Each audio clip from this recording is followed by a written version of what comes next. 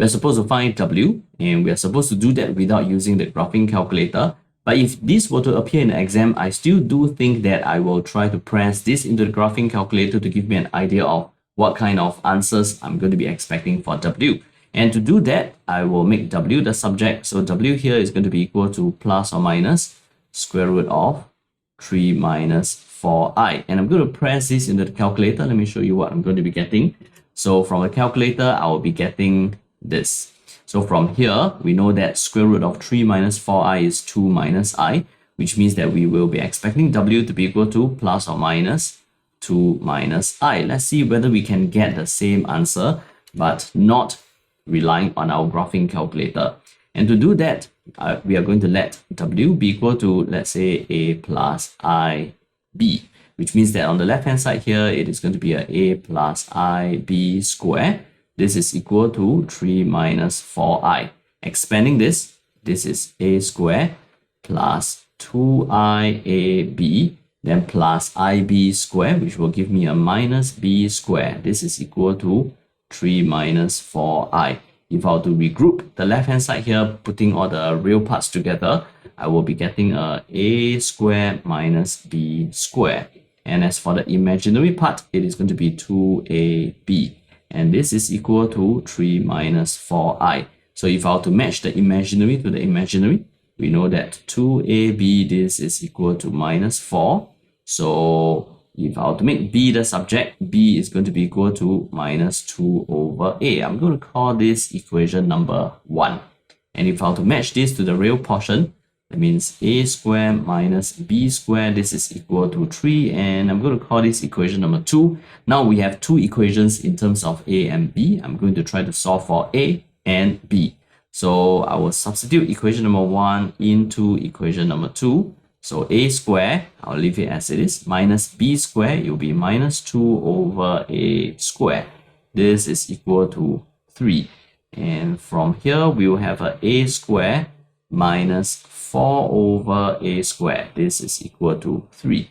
I'm going to multiply this throughout by a square. So we'll be getting a to the power of 4 minus 4 is equal to 3a square, which means that we have a to the power of 4 minus 3a square minus 4. This is equal to 0. And if we can just re-express this to make it in terms of a square, we will be getting a square minus 3a square minus 4. This is equal to 0. So we have a quadratic equation in terms of a square. Factorizing this, we will have a square minus 4 and a square plus 1. This is equal to 0, which means that a is going to be equal to, if a square is equal to 4, then a is going to be equal to plus or minus 2. This is impossible because a square plus 1 is always going to be positive. So we are going to be ignoring this. It's not going to get us any real solutions to a. So with a to be equal to plus or minus 2, let's try for when a is equal to minus 2. So when a is equal to minus 2, b is equal to minus 2 over minus 2. This is going to get us a 1. This tells us that w is going to be equal to minus 2 plus I, because w is equal to a plus ib. So it gives us one of the answer. It is minus 2 plus I. And the other answer is going to be obtained when we let a to be equal to 2 and b is going to be equal to, if a is equal to 2, b is going to be equal to minus 2 over 2, which means that b is going to be equal to minus 1. So therefore, we can find another w. W is going to be equal to, a is 2, b is minus 1. So w is equal to 2 minus I. These are the two possible values of w that will satisfy this equation. And now in part 2, we are supposed to solve for z. And to solve for z in this quadratic equation, we are going to make use of the quadratic formula.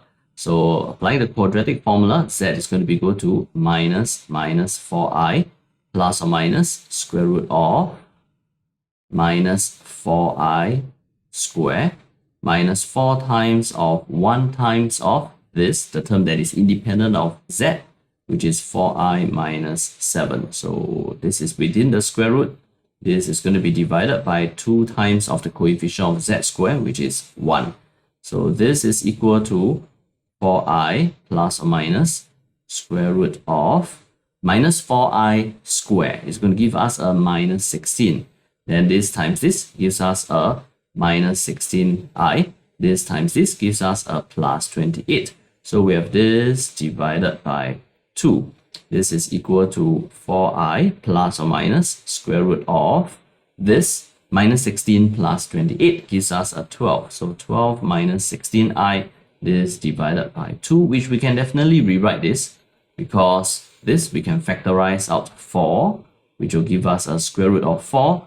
And here we have a 3 minus 4i.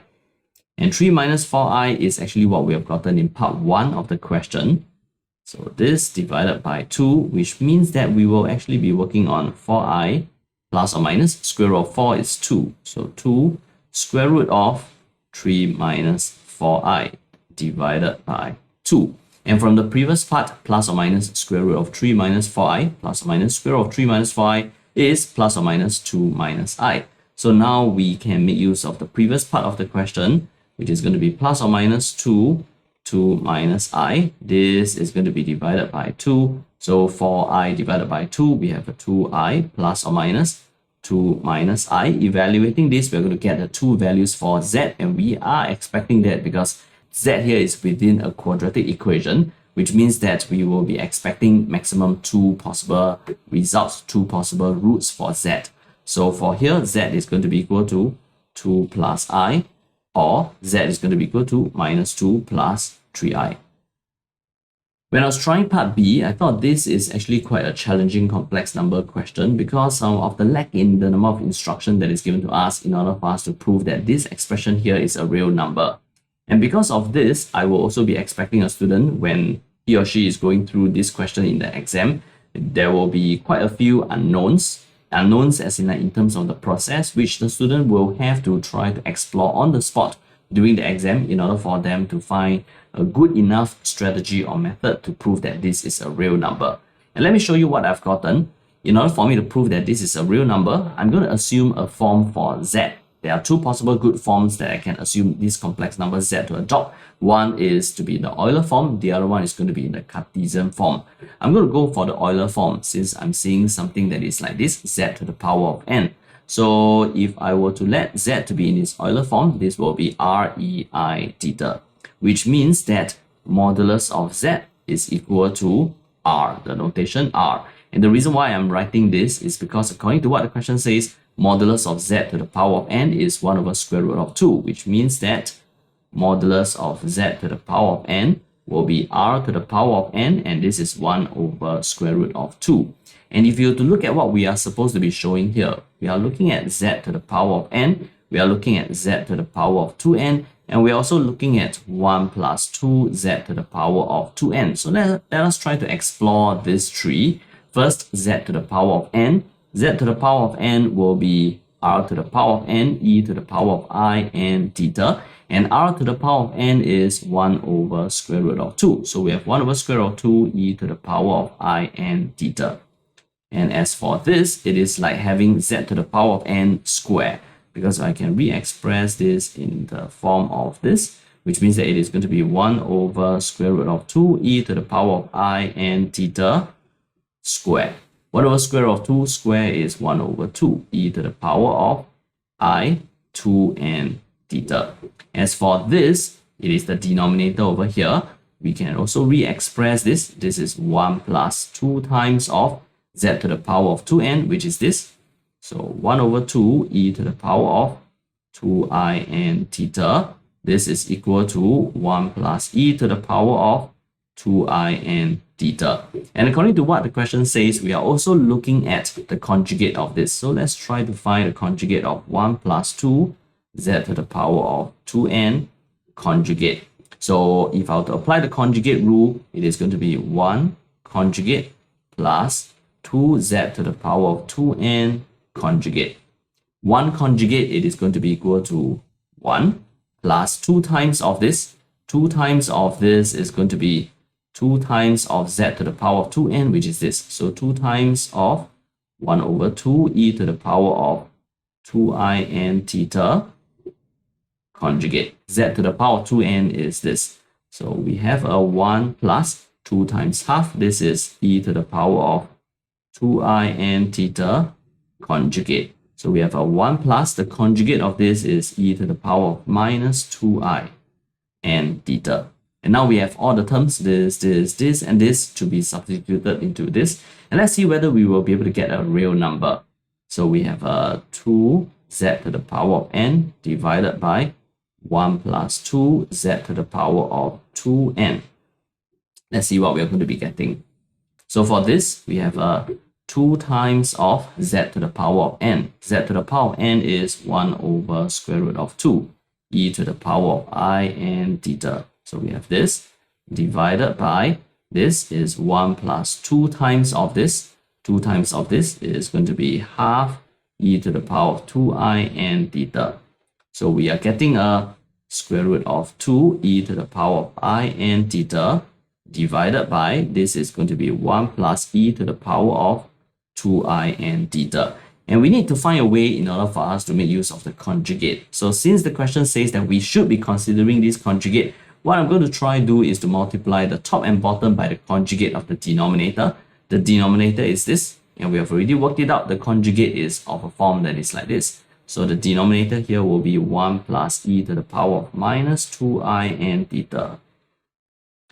And this, I also have a 1 plus e to the power of minus 2i n theta. So I'm going to multiply the top and bottom by this. Let's see whether this will indeed be reduced to just a real number. So for the denominator wise, let's see, it is going to be 1 times this. So we have a 1 plus e to the power of minus 2i n theta. And this times this, it will be a plus e to the power of 2i n theta. This times this, we will be getting an e to the power of 0. And e to the power of 0 is 1. As for this times this gives me a square root. I'm going to leave it outside. So this times this, I'm going to be getting an e to the power of I n theta. This times this, we'll be getting a plus e to the power of minus I n theta.